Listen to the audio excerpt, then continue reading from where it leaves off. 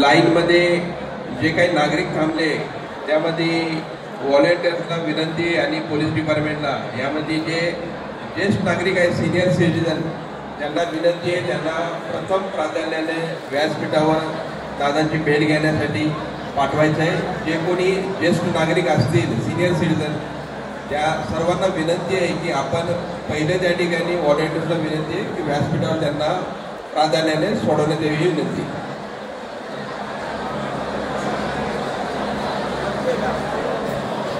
ज्यांची कामं झालेली आहे त्या सर्व सन्माननीय नागरिकांना विनंती आहे की आपण व्यासपीठावरनं त्या ठिकाणी पुढे जायचं आहे। ज्या नागरिकांची कामं झालेली आहे कार्यकर्त्यांची कामं झालेली आहे त्या सर्वांना विनंती आहे की कृपया करून आपण व्यासपीठावरनं पुढे जायचं आहे।